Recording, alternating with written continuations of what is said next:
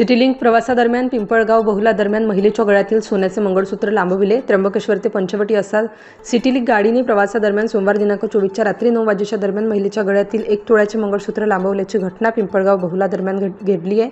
या प्रकरणी सातपूर पोलीस ठाण्यात गुन्हा नोंदवण्यात आला. तेजस्विनी पिंगळ राहणार दिंडोरी या त्र्यंबकेश्वर येथे दर्शनासाठी श्रावण सोमवार निमित्त आल्या होत्या. श्रावणी सोमवार असल्याने बस स्थानक परिसरात मोठ्या प्रमाणात गर्दी होती. या गर्दीत त्या त्र्यंबकेश्वर ते पंचवटी या MH15 GV 5777 सिटीच्या गाडीत बसल्या असता त्यांना सातपूर पिंपळगाव बहुला दरम्यान आपल्या गळ्यात सोन्याचे मंगळसूत्र नसल्याचे जाणवले. मंगळसूत्र चोरी झाल्याने एकच खराब निर्माण झाली.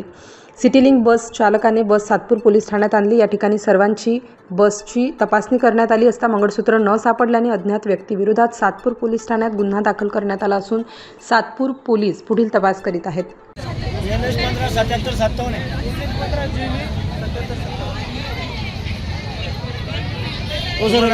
तुम्हाला काय आठवतं, कसं वाटलं बाबा, कधी कळालं?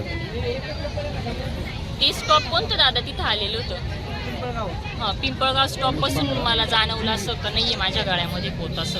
पण बसमध्ये चढायच्या वेळेस खूप गर्दी होती, पूर्ण लोटालाटी झाली होती, पूर्ण आम्हाला म्हणजे असं चिखलामध्ये ढकलून दिलं होतं. बस कुठे भरली जास्त? त्र्यंबकेश्वर बस स्टँड, मेळा बस स्टँडमध्ये. हो, तिथं खूप गर्दी होती.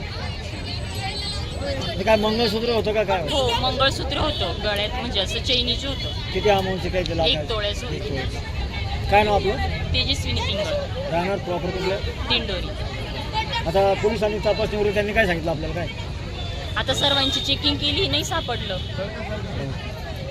स्टार न्यूजसाठी मोहसिन पठाण, नाशिक.